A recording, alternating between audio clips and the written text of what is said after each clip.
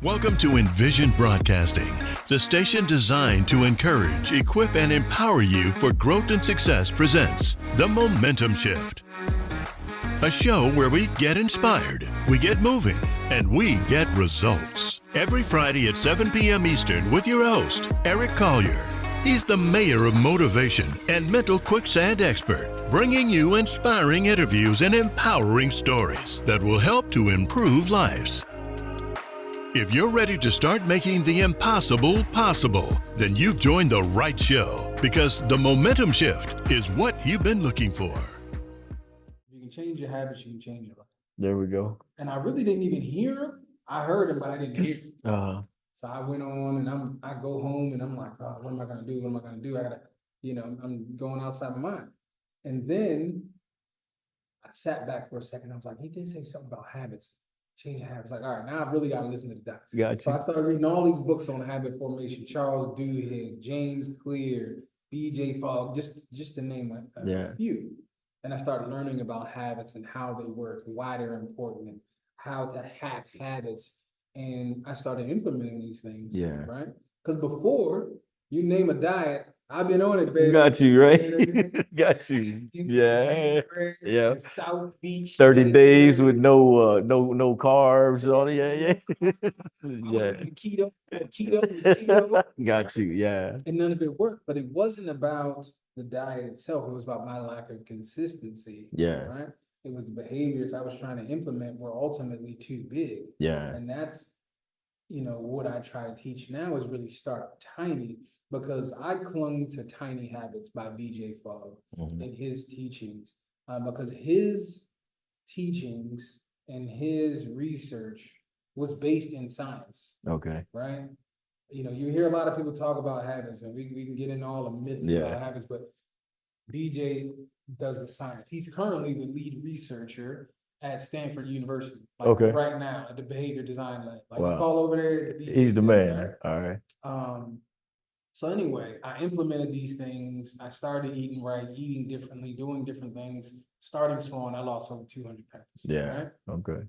I could get on the roller coasters. I could walk for more than 10 minutes without leaning on something. I could tie my shoes. It was great. Right. And then Dr. Jet got off my back. Yeah. Not all the way, but definitely backed up. Yeah. So then I said to myself, man, I would really like to help people, and I want to help people become the best versions of themselves. Yeah. So I want to help others with these tiny habits.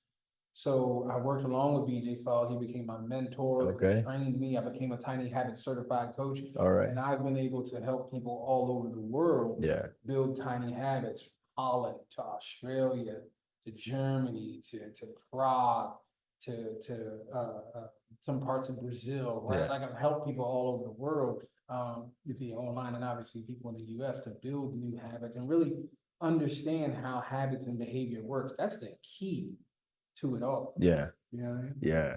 And I think if we look at habits, right, you get where you are because of your habits, right? Absolutely. Good or bad.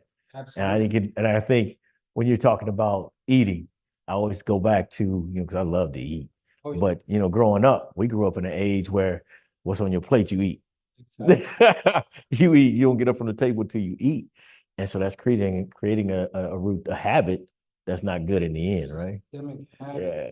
Especially in our community. Yeah. I mean, keep eating until it's full. No, you don't have to do that. As a matter of fact, you don't even have to eat unless you're actually hungry. Yeah, there we go.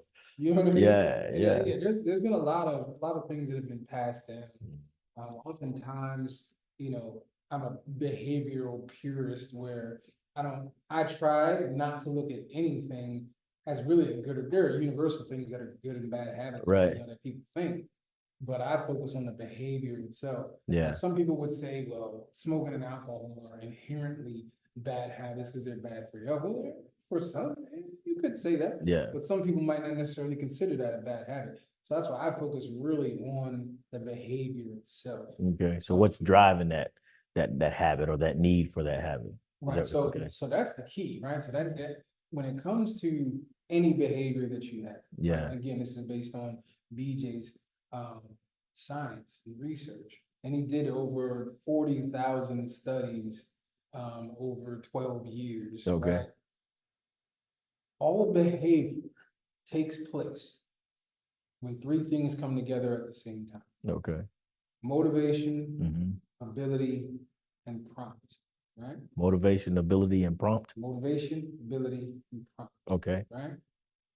If you look at it on a scale, right? So if you've got a line graph, right? So you got it vertically, you look at this as motivation. Yeah. On this horizontal line, you've got ability. Okay. Right?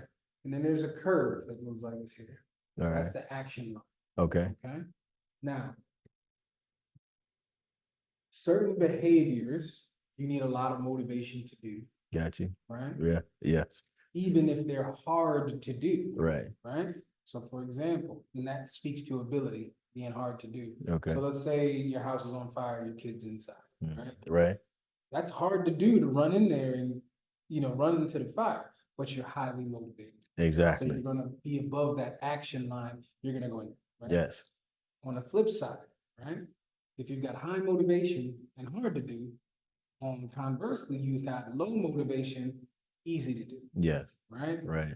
Brushing one tooth, if you're trying to, you know what I mean? Or flossing one tooth. Yes. Very easy. Yeah. Right? Flossing one tooth take less than 30 seconds to floss one tooth. Right. You don't need a whole lot of motivation to do that. Right. It's very, very easy to do. And that's the key right there. Yeah. What we want to do is create behaviors that are so easy to do. Got you. That you can't say no. Yeah, because it's even though it's easy to do, people procrastinate and never do it. And so we got to overcome that mindset right there, right? Exactly. Yeah. Exactly. So there's the motivation. You understand that? That's your drive to do something. Yeah. Then you have your ability to do something, and then there's a prompt. Got you. A prompt is something that says, do this thing right now. Okay. Right? All right. There's external prompts. Yeah. There's internal prompts, and then there's action prompts. Okay. Right? So, for example, external prompt might be you're at a red light. Yeah. Light turns green. External prompt, it's time to go. Yes. Right? Yeah. All behavior happens when three things come together. Right. Right? Motivation to go, your ability to hit the gas and go, and the prompt. Got you. Yes. Every single behavior you have. Now, internal prompts are more emotion related. Okay. Thought, you have to think about it, or you feel some type of way. Yeah. So you got to do this thing, right? Mm. A lot of people try to build their habits and new routines based off those two types of prompts. Okay. And they're unsustainable.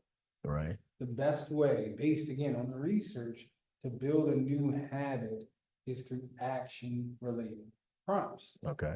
So what does that mean? An action prompt is based on what we would call an anchored behavior, right? Okay. So some of my anchor behaviors, for example, as soon as I get up in the morning, I put my feet on the floor. I do that every morning. Right. That's a behavior that's happening every single morning. Eventually. I missed one yet. Right. There's brushing your teeth. Yeah. There's turning on my Keurig, right? I do the same things every morning. Right. Now, those are already set in stone. These are things I already do. Yeah. The idea is to tie a new behavior to those already established routines. Okay. So you're just blending something else into that. Exactly. So let's say step 5 or something like that is what you're making it. Okay. Yeah. All right. So that's the key when it comes to actually doing certain behaviors. Yeah. Right? But even breaking the tiny habits method down a little bit more, so you've got, the BMAP, motivation, ability, and prompt. Mm-hmm. We got that. And here's another way to kind of look and discern what that means, right? Okay. So you think about, we'll do a thought exercise. Okay. So you got a cell phone. Has there ever been a time you didn't answer your cell phone? Yes. Absolutely. Yes. Right? Yes. So I want you to think about the reasons you didn't answer your cell phone, right? So right. The reasons you didn't answer. There's a couple of different reasons. Yeah. Right? I had something going on, the person I was with. Let's think about this. Right? So I want you to put your left hand up if it's, I was in a meeting, I was in the shower, I didn't hear the phone, something like that. Yeah. You had those kind of reasons. Okay. Right.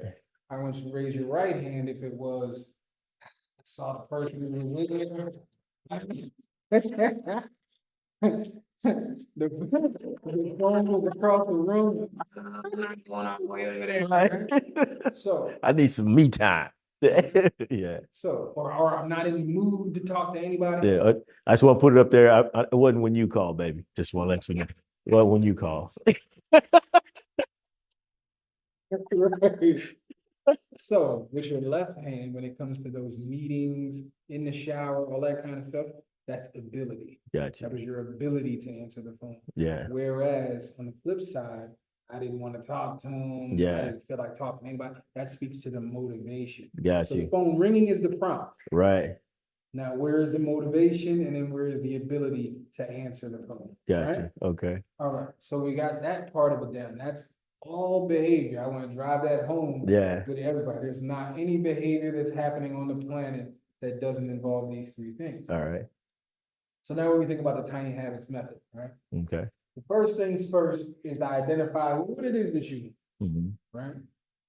What new behavior do you want? What is the goal, right? Right. An aspiration. Yeah. Then you've got to shrink it down, Got you. right? I remember when I was years ago, I was like, I'm gonna do 50 push-ups a day. Yeah.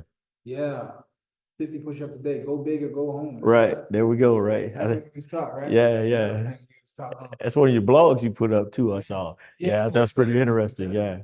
So I start first day, 50 push-ups. Yeah. Second day, cooking. Third day, it was over. Oh, the pain in this. How long would you sit and talk to yourself? I don't know if I don't know if I'm gonna do these. Maybe I will take a day off today. Maybe I'm gonna get back at it tomorrow. Exactly. I mean, Yeah. that just completely fell off. Right? Yeah. But what's the smallest version of that behavior? Doing one push-up, Okay. right? Yeah. Doing one push-up is the tiny. It might even that's a tiny version, but we could even make it smaller than that. Okay. We could say getting down in the push-up position and just doing like a 3-second plank. Okay. Right? Yeah.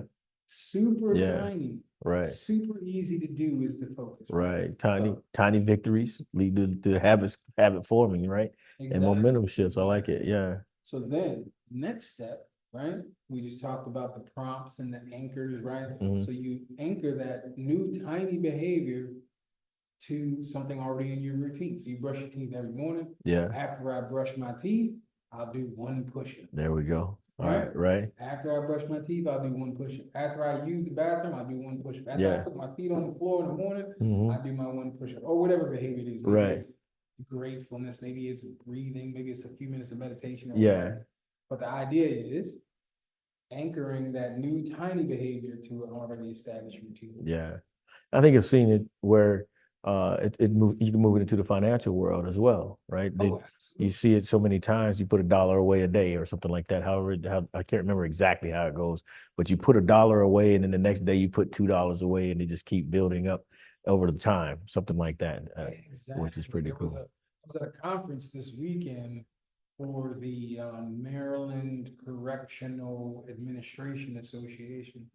And I was giving a talk about change, right? Okay. Embracing change and transformative leadership.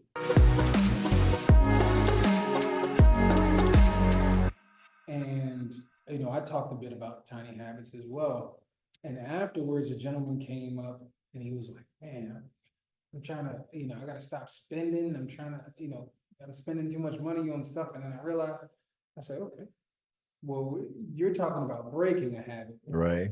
And while that's a different conversation, let's figure it out, right? Let's see what we can do that you can start small. So fast forward, where did we get to?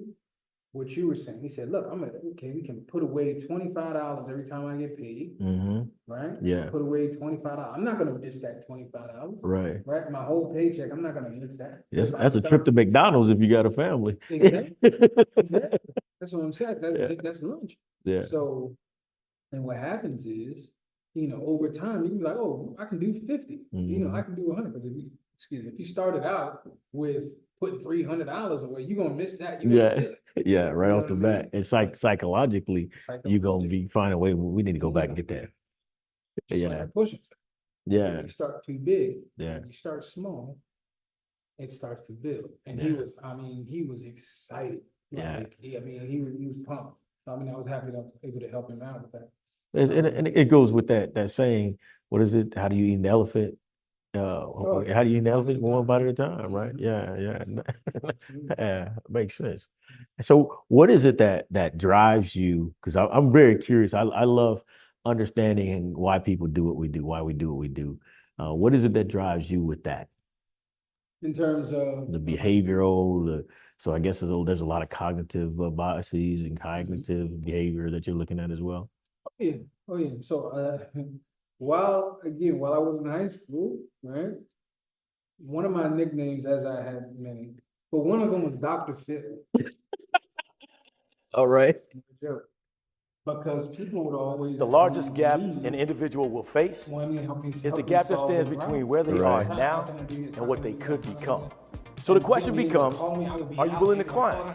The greatest trick the mind will ever pull is convincing you that your greatness does not exist. Mama used to say, she said, Eric, what you do in the dark will come out in the light. And she means that you reap what you sow. You get what you put in. So you got to put the work in. Why? Because you're going to step your game up and tap into that untapped potential of yours and become the greatest person you can possibly become. I woke up, I was about to lose everything. Yeah. And so my wife was about to leave me, and that meant my 3 children were going to be gone, which really hurt me because I would fall short on the promise to my kids, where I told them that I was their father. Nobody would ever be in their house taking care of them. Nobody would be responsible for them. They never had to worry about calling anybody daddy but me. Momentum shift. When you get stuck, you got to find a way to get going. And that is all about elevating your performance. You have to realize that high-level results are not products of low-level effort. So you got to step your game up. So you get stuck, you got to get yourself moving. And when you're down in the dumps, Can't live you're like the that. only one that's going to be there. So you got to be your own hype man. What happens is when you don't realize that you have all that you ever need to create the life that you want to live, you're missing out. You're standing at the base of that mountain thinking and hoping somebody's going to save you when all you got to do is take action. Theodore Roosevelt said, he said that the credit belongs to the man who is actually in the arena with their face marred in dust with sweat and blood. You got to get into the arena, claim your moment, take the opportunity to take your shot. Then when you're in that arena, think about this. Not I here. gotta step my game up. Eric's message was extremely powerful. The power of overcoming is not just connected to you. You're rising because the people behind you are counting on you. Thank you. Thank you, Eric. That's being skills to presentation and marketing. But then I actually It's just like each step you're making is setting you up for the next step, which was the ultimate goal, or eventually, right? Yeah. Exactly. Yeah. So, I joined Toastmasters, and are you familiar with Toastmasters? Yes. Yeah. Yes. So I joined Toastmasters, and I'm a DTM in Toastmasters. I've just competed in the international speech contest. I won second place. I think I should have been first, but who doesn't? Right? But anyway. Right. Can't accept defeat. There's no way. What? It's a competitor. It was one day, and it's funny because you know my wife, right? Yeah. So one day back in like 2013, she was like, "Hey, do you want to come and speak to the students?" I was like, "Nah, I'm good. I don't really want to do that." She was like, "All right, Casey, no problem. I'll have Lance, another friend of ours who he does speaking." So a few weeks go by, and I was like, "Hey, how did the event go?" And all that. She was like, "Oh, it was great. Lance came out, he talked to the children, and they had a good time." I said, "Oh, okay, cool." She was like, "Yeah, I paid him about $1,500. I said, "What? You didn't tell me about $1,500. What are you talking about? You said for the kids. You didn't say you paid. You didn't say that." Right. So then come to find out, people were getting paid to speak. And I said, "What? That's what I need to do." Yeah. But Get I paid to didn't know- speak. Yeah. But I didn't know what I was going to talk about. This is Gotcha. very early in my career, because I worked for Target for about 15 years. Okay. Right? I was a high level executive. My last role was the Ellicott City store. All right. So it's a $62 million store. I had 275 team members, 12 team leaders, 6 executives. I was the campus recruiter from the University of Maryland, because I graduated from the University of Maryland. I was the district trainer for new executives, the regional trainer for front end executives. I was working 98 hours a week, 90 plus hours a week, oftentimes. And, I had to, get out of it. But Target taught me a lot about leadership. And I was like, oh, I want to talk about leadership. But it wasn't until I had this life-changing experience with habit formation and BJ Fogg and all of this stuff where I was like, this is it. Michael Jackson say this is it. This is it, right? Yeah, it just connected with you, right? It changed my life. It changed how I view everything about what it is we do. Because I would talk to people, from a psychological level, their motivations and different things like that, and confidence, and, things like that. But when I broke it down to behavior, and I was actually, again, helping people. Right. You know what I mean? Because there's one thing, so there's helping someone realize their true potential, but then someone is struggling. And you help steer them in a direction, and they just can't stop thanking you. Yeah, right? yeah. It's a beautiful thing. And I don't do it for the thanks, I do it for the change. Yeah. You know what I mean? I was looking at your website, and there was a gentleman on there, XTT CEO. I can't remember his name, and he was talking about how you transformed his ability to speak and just helped him change his life. And I think it's great to be able to make that impact and have people come to you to do that. So I wanted to touch on your program. The one I was looking at was Tiny Mighty Habits for Inspired Health, Wellness, and Productivity. Because I don't know if that's the one he went through or if he went through a total different one. But I wanted to talk about that because I think when we look at goal setting and we look at moving forward in our life and even just having a goal to go for, is important. So how does that play in that mindset? So here's the thing. I'm not even a big fan of goals, to be honest. All right. I'm not a big fan of goals. I get it. It's good to have a North Star. Got you. Okay. North Star, that's the direction you want to go. Yeah. The problem with goals oftentimes is people are too hyper focused on it. Okay. Let's bring it down to another level. Let's think about the scale, right? All right. I want to lose 20 pounds, they say. Right. So they're hopping on the scale every other day, ignoring everything else. Yeah. And if the scale don't move, I'm failing. Yeah. Even though I ate right, I was on my exercise, I drank my water, I did all these things. Right. Because the scale didn't move, I failed. Yeah. Lacking the understanding that your body weight is going to fluctuate from day to day. Right. But the key thing is that they're focused on that goal. Yeah. Right. Now, we don't rise, and my man James Clear said this, we don't rise to the level of our goals, we fall to the level of our systems. Okay. And the most important system is habit formation. All right. When you develop the consistency, let's say, for example, drinking water, I'll just say. Yeah.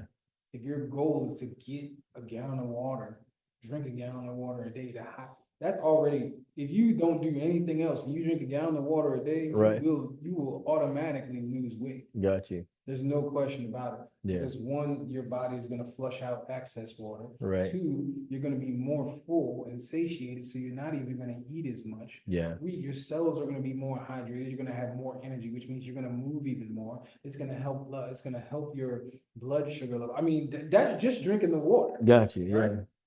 So, focusing on the systems is the key. Okay. Right. And those programs, that program's name, that's a talk that I give, I've given to associations, government agencies, where we talk about, again, first of all, how to build habits, what habits are, why, kind of what we've been over. Right.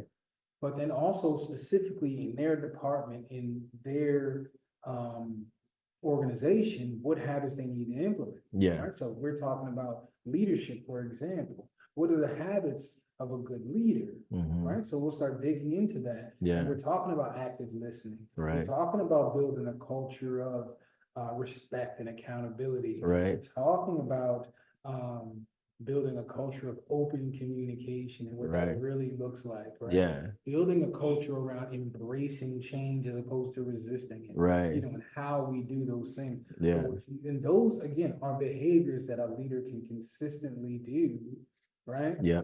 That will lead to cultural change and transformative change within the organization. Yeah. So those are the type of things in that particular talk. Now, another thing when we talk about health and wellness, the things that I hit on in terms of health and wellness, I don't dig too much because I'm not a certified dietitian or anything like that. Gotcha. That's not what I mean. Right. I mean focusing on your mental health and awareness. Gotcha. I mean work-life balance. Yeah.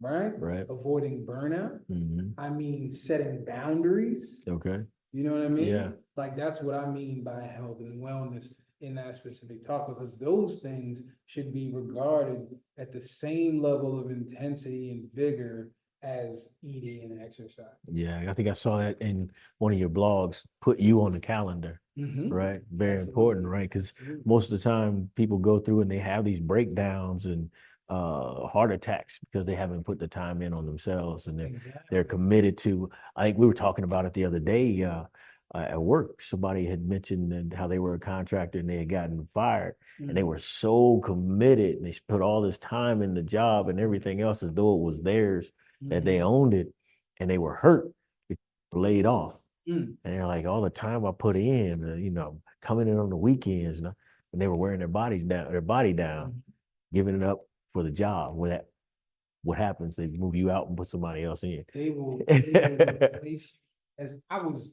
Mr. Target. Got you. Listen to me when I tell you. I said, Mr. Target. The target with me because I would stop the manager. Okay. Yeah. Right here. The shelf. You still there, huh? Signs, and I ain't worked for Target 5 years and still do. Hey, come here. I need you to send your park guy outside. The trash is overflowing. You want it, huh? Don't let me call such and such. Yeah. I go into the back room. Y'all looking good back here. Yeah. We used to laugh because we would go into Target, and we didn't work in Target. We never worked in Target. But people would always come up to me, excuse me, you work here? Can you tell me where to find it? Yeah, it's over there. So the burnout is real. it is very, very real. And that's the thing with working so much and so hard. Focusing on this energy to make all this money. Yeah. That's the goal. We want to make all this all the money, yeah. And then we get older and we spend all this money trying to keep ourselves healthy. Yeah. Right? But the thing about the target piece is no matter how Mr. Target I was, if I died, they would replace me the next day. Give him his vest. We'll put somebody else in one. Immediately. Yeah. I even remember when I left. I mean, the district leader, where she was highly upset, but she caused the problem in the first place. I believe that people don't leave organization to leave poor leadership. Yes, they do. Right? Yes, they will in a heartbeat. That's what I was dealing with, so I walked away. I remember she was literally, I'm not joking, she was on her knees in the HR office, please. Really? Because she knew she was going to have to step her game up. Exactly. That's exactly what happened. But sure enough, within about a week or two, they had somebody else. Because I lived right near the store, so I had a good time to work. Yeah. But it took me a long time to see that. Yeah. But it takes a while, like you said, the process. You got to be in the process. And I think I like what you said, is put it in the system. Because it's really what it comes down to, right? If I'm going to be successful at something, I'm going to be disciplined. I'm going to be consistent at doing something every day, the same way. I may tweak it here and there, but it's the same routine pretty much, right? On a daily basis. Yeah. And when you look at what you were doing in school while you were jacked up and everything else, it's because the system you put in place. Exactly. And when the system breaks, you break. The whole area. That's exactly what happened. He had the system. Yeah. He was boom. I was doing this. I mean, down to my workouts. Yeah. He had the whole system going. Right. But I didn't know how to do all these things. Yeah. And then on top of that, the other guys were already jealous of me. So when I get in there, they didn't want to help me. They don't want to talk to you. They didn't want to see me fail. Yeah, exactly. I think that, and so that's the key too.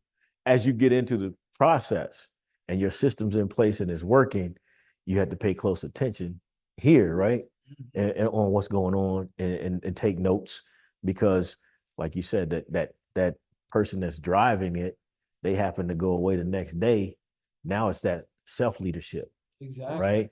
How are you going to lead yourself? And if you can't lead yourself and the system's broken or you can't keep the system going, and then eventually you fall off, right? Exactly. Yeah. Exactly. You get that inconsistency, that wave. Yeah. And it becomes a problem, right? Yeah. But what gets monitored gets managed, right? Yeah, yeah. So you got to constantly self-monitor, whether that's in a professional realm or in a personal realm. Yeah. And it's a lot of it too is about your environment. Yeah.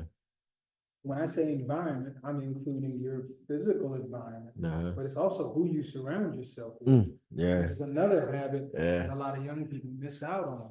My name is Eric Collier. I'm a veteran of the United States Army and Navy. I'm a 2-time Amazon International best-selling co-author, and I'm an entrepreneur. And I love helping people, and I love coaching people.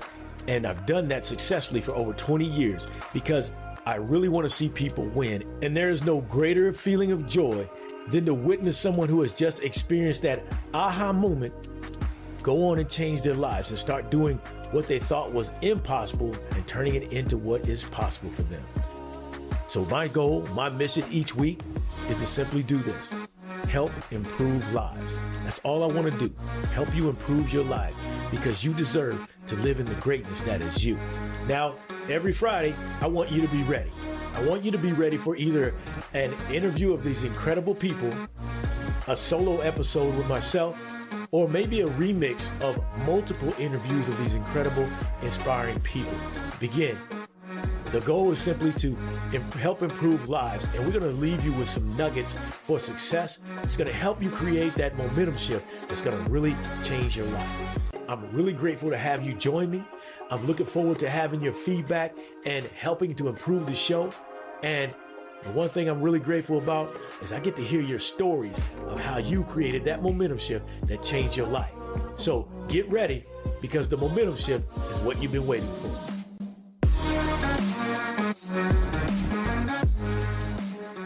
Her name is Wendy Leggett, and she's got 25 years of experience in sales leadership. She's got certifications that she brings her wealth of talents and expertise to help the professionals in the mental fitness industry, as well as the certified retirement coach. And it's all professional side of the house. She's just not somebody who woke up and said, I'm a coach. She has really studied and mastered her studies and her ability to coach people and really help them bring in a wealth of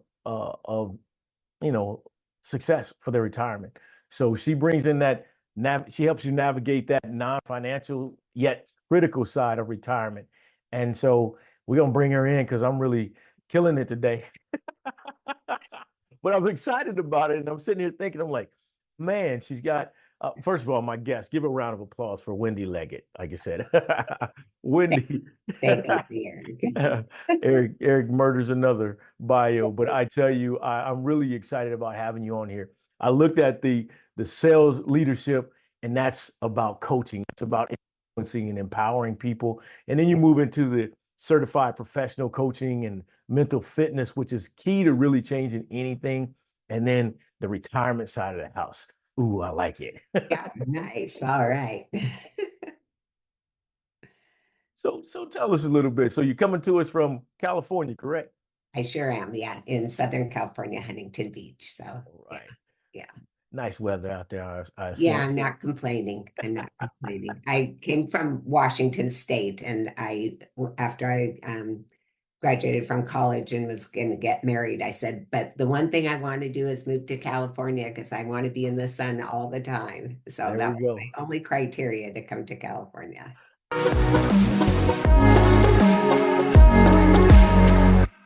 I like it. I did the same. I'm from the Midwest, and I moved out to California because I wanted to play baseball all year. And I went into LA, and I'm like, oh yeah, LA, this is great. Until I was told I needed to move with my aunt out in Lancaster, California, where I was introduced to tumbleweeds and desert. Yeah, a little bit hotter than the beach cities, I would say. Yeah, for sure. Oh yeah. So as I mentioned on the Momentum Shift podcast and radio show, it's about shifting gears in our lives, right? We get stuck, we run into obstacles. So talk to me a little bit about momentum shifting and either how it's affected your life or how you help others shift momentum in their lives. Yeah, such a huge and important question for sure. So maybe I'll just roll back a little and share about my own momentum shift and then how I support others in theirs. So as you shared earlier that my background is in sales leadership. So I worked for Fortune 50 in fashion and franchises. And so love that work. And as you pointed out as well, you know, that connection and being able to really elevate your team's capabilities. And of course, you know, drive the numbers and meet and exceed those sales and service KPIs that we were looking at. So I loved all of it. It was a winning combination for me until I was in my last position in sales leadership, and I was a director of a number of franchises. And I loved the people that I was working for, a dynamic and very creative couple. And so we did amazing things. I had a great team working for me. We were really reaching new heights. And that probably was the kiss of death in hindsight, because the company became so viable. And at that point, they were at such a high point that they sold. And the new owner that came in, and maybe this will resonate for you and your listeners, is that the new owner that came in had such a different philosophy and such a different approach and really values than I did. And so in that sales leadership role, you're connecting with your customers, you're connecting and elevating your team's capabilities, and to bringing forward a message that did not in my soul resonate, that I could not really face them and carry a message that wasn't mine. And, you know, he's the owner. And so, of course, that's his decision. But I tried every which way because, you know, we're problem solvers or fixers. So tried every which way I could to find that happy medium. But ultimately, it just became so soul sucking for me. So that, you know, sometimes when we hit those lowest points, that's when we really look very clearly, we get more clarity. And so at that point, I really thought, well, do I look then into my next sales leadership opportunity, or is this an opportunity for me to make a shift? And so that's when I really started looking into, well, what would I want to do? What do I want to bring forward? And I knew that I love the connection.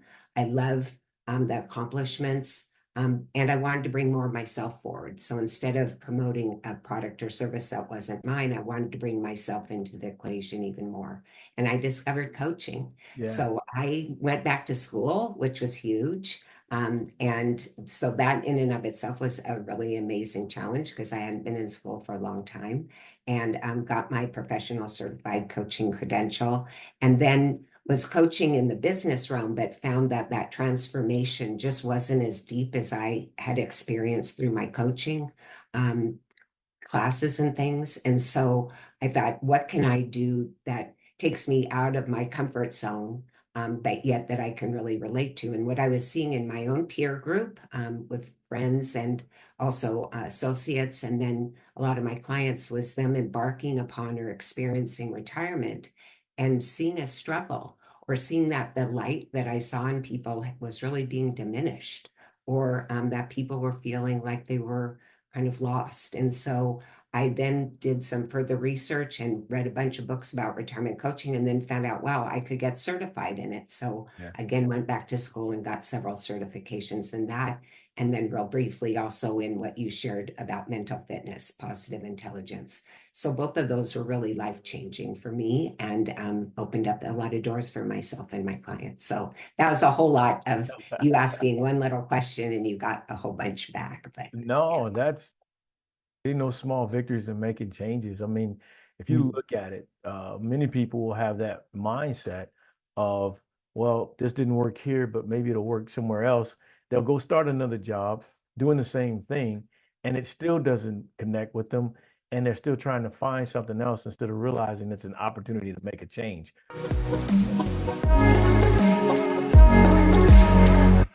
So I like the mindset where you said, well, what else is out there for me? So I like that. Yeah. And I think you bring up such a pivotal point, which is this whole idea of transitions. And, you know, in retirement, but in any of those milestone moments in life, when we're going to make that external change, so we change from a role, let's say as a career person to a retiree, or we change from being, a single person to a parent, or having a significant other, or we go from high school to college. All of those are role changes, they're external, but there's this internal change, the true transition that happens if we notice it, and if we give it the space and grace, and we allow ourselves to really say, what do I want to bring with me into this new venture? And just as importantly, what do I need to leave behind? And so really then fostering and building upon those strong habits and patterns that serve us, but recognizing those that don't. And I think this is a part that I really work a lot with my clients around. And at whatever age or life stage your listeners are at, I think this is really important, because I overlooked the power of transitions in previous lives, and or not lives, but previous experiences. And so I think that that's something I really want to underscore, is that power of transitions and that opportunity to say, let's not just carry it all with us into the next chapter. Let's say what needs to get unpacked. Yeah, I like that. And that's what coaching does, right? That's many people don't really realize the power of coaching, and being able to sit down with the coach and they just really help you unpack all the stuff you got going in, what I call mental quicksand. What you got going on in your head is a beautiful thing. The first time I experienced it and actually realized what we were doing, it was just, man, mind blowing. And I was able to accomplish so much in a 6-month time period that she was like, I couldn't believe how fast you're moving, but I was ready for a change, right? Yeah, and being ready is that's the underpinnings, right? Because it is work. We have to be willing to open ourselves up, to be vulnerable, to be looking at things from a different vantage point maybe than we have. And so that can get a little scary. Sometimes people get really comfortable being in that blanket of what I call discomfort. And so taking it off and feeling a little cold and a little exposed, but that's where the growth happens, isn't it? It is. We're in that little area of discomfort is when then we start to stretch ourselves a little bit more. And so important when we move into retirement, and so different than I think people expect, because as you mentioned earlier, there's that financial piece, and so many people, get their financial house in order, or they think, oh, I can't afford to retire, but I have to retire anyway. And so now I have a lack in my life around money.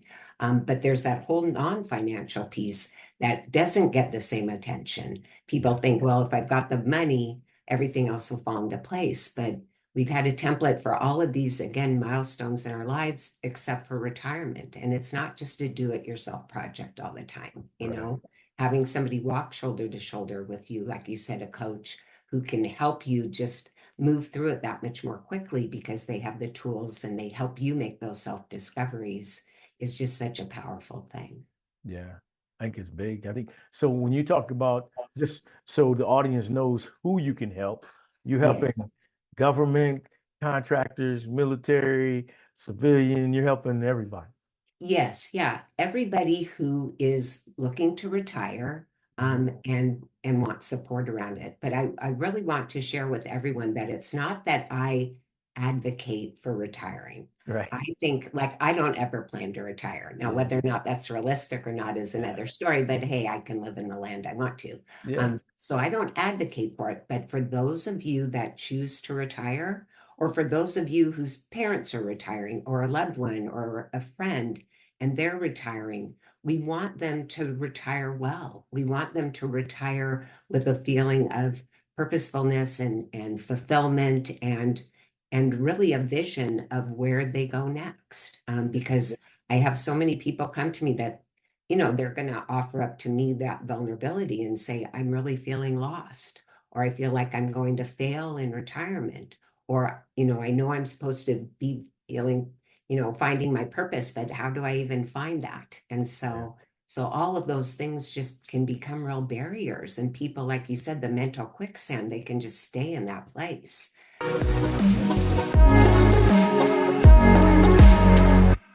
Well, that's not what we want for anyone. And especially if people retire at that typical age of that 62, 65, 66, Well, research tells us they'll live another 20 to 30 years, another third of their life. So do we want to be in that mental quicksand for, that's not what we want for anyone. And that's why I'm passionate about really opening the door to another path for people. I like it. I like it because you hit some things on the head. I was going to ask you, what are some of the challenges that you see people having to overcome before they retire? I know I'm somebody who loves to see people win. So when I hear somebody say they're ready to retire and they're going to retire, I'm excited for them. And I hate to hear them go, I'm going to retire. And then they go, another year, another year. Or they retire and they come back to work, or they just simply never leave. It's just, I'm like, I want to, because work, you look at it, many of us go to work 15, 16 years old, part-time jobs while we're in school, and we continue to work until we're that age where we decide to call it a job well done, right? And then, from that point on, that's a majority of our life we spent working. And we've said, well, when I get to the age of retirement, I'm going to retire and go do the things I love to do. But for some reason, why aren't they pulling the trigger?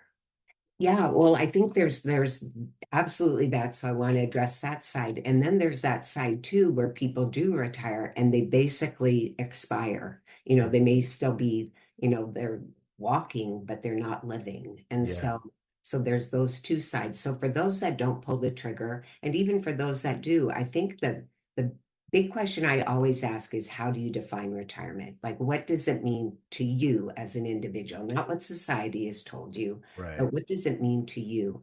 And so are we just aspiring to retire because we think that that's like the prize at the end of the whole path? Is that what it is? It's just about that goal, because we know when we've achieved a goal that oftentimes then what's next? So what does it really mean? So I ask people to really define it for themselves, and then looking at, okay, what is your vision of retirement? And so when you're mentioning people working so hard and then they want to be able to relax, let's say, or take it easy. But the thing is, we all need to feel a sense of belonging. We all need to feel a sense that we matter, that we have a purpose. And so that's baked into our work oftentimes. And when we leave the work behind, we can leave pieces of ourselves behind if we haven't done this exploration and had this roadmap to our retirement. So for those that don't pull the trigger, I think oftentimes it's because they really can't see what is going to be next for them. They don't have that vision. And so it's important then to be able to dream and hope and put down the wishes, and then bubble up the priorities, and then get really clear and crystallized on what is going to feel good to me. And then for those who retired and then unretired, I mean, that to me, and no judgment, but it's such a travesty, because if you made that decision to retire and then fairly quickly for many you unretire, it again begs the question, why did you retire to begin with? And what was there for you that then wasn't there for you? And then for those that retire and then they just, like I said, kind of expire, studies tell us that the average retiree watches 47 hours of TV a week. Wow. So they basically replaced a full-time job with a full-time job of watching TV. Wow. That's no way to live. We know from a cognitive standpoint, a physical standpoint, a mental, a social standpoint, all of those things, it's so detrimental. So we again need to be looking at, how do we fill our days, and not filling it with busyness, but fulfilling it with the things that are important to us. I have people come to me, their dance cards are so full, and they feel so they don't feel a sense of gratification, because it's like Groundhog's Day now. They're just, kind of phoning it in. And so then we need to really deconstruct and say, what is it about filling that day that's so important to you? And what are you filling it with? And what's the decision behind that? And what might feel more fulfilling to you? So it really is a matter of excavating for each person. So you asked earlier, who do I work with? Any type of work that people are in, really any age or life stage. I mean, granted, people aren't going to think about this so much until maybe 5 or so years before retirement. And then into retirement is where I tend to work with people the most, 5 years before and 5 years in.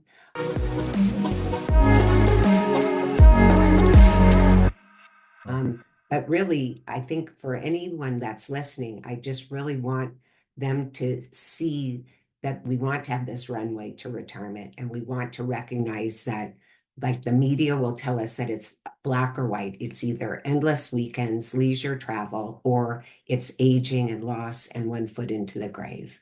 And so I look at it, let's not have this idealistic or pessimistic view. Let's bring it into the middle with realistic optimism.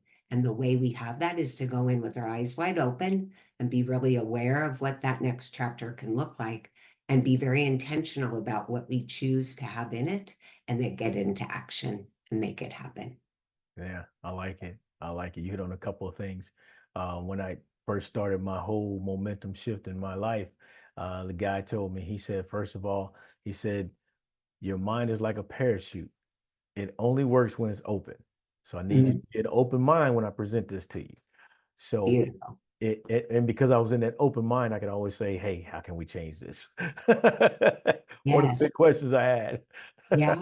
Yeah. Well, because by being open to the possibilities, like you're saying, we just broaden our horizons.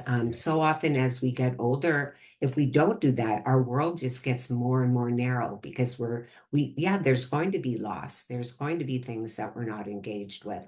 But if we stay open, and we're willing, what I always recommend is to experiment. So often people will retire and right away they go into volunteering head on, or they take care of their grandkids head on, or they go into travel so deep. And I really recommend that we just put a toe into a lot of different things and experiment, so we're not getting locked into something that can then become so routinized that it feels like work, unpaid work at that point. So yeah. But I love you mentioning, to stay open, and that's the work that I do around mental fitness, is really recognizing that we all have what are called these saboteurs, that we judge ourselves, judge others, judge circumstances. And if we don't recognize those saboteurs, they hijack our happiness, and they keep us really being able to explore and experiment and be curious and move forward in a way that really serves us. Yeah, I totally agree with that one.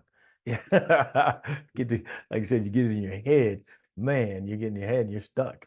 And I think one of the reasons, I think you touched on it as well, people are getting stuck because they're waking up every morning and they don't have a specific goal or purpose that they're focused on taking action to reach or achieve or be an impact. You're sitting, I think when you retire and you actually go home and you sit on the couch, you're just waiting till the day your number's called, right? And so I think you have to have something that wakes you up every morning and challenges you and allows you to be an impact on other people's lives, or just be able to help out in some kind of way. Yes. Yeah. What a beautiful thing. What an incredible opportunity that we have to give to ourselves, to give those we love, to give those into our community and into the world, whatever impact. And I think that word purpose is, while it's so important, it can get a little overwhelming for people, and it can get people stuck too, because it's like, I have to find my purpose and it has to be this, huge thing. Well, no, purpose can be with a capital P, but it can be with a lowercase p, and it can change all the time. Feeling purposeful, it's a verb, it's like you said, getting into action. So, if we feel that we have a sense of purpose by volunteering or taking care of grandkids or traveling, but then let's do all of those wholeheartedly, and let's see the beauty in those things and be really present for those, rather than phoning it in or getting on autopilot. So I think that's a key, is just really being present, and really living in these moments rather than always looking ahead or holding on to what's behind us. Yeah. So now, did you find yourself leaning towards retirement coaching because at that time you were at an age where you were getting close as well? Or was it just something that just said, hey, I see people doing this, I need to help them figure things out?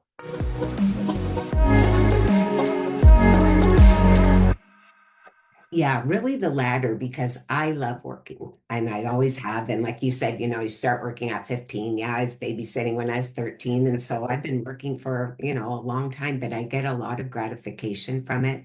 And, as coaches, and this too, it's so gratifying to be able to really walk shoulder to shoulder and support somebody in the changes and the transformation that they go through. So how lucky am I to be a witness and a party to that? So no, for me, it was really more that crossroads of, do I go forward in my sales leadership role, or do I make a pivot in my career?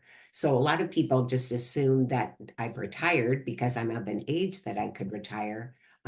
And again, it's how do you define retirement? I mean, I own my company, I'm working full time. So does that mean I'm not retired, or does it, so, and, labels for me have never been that important.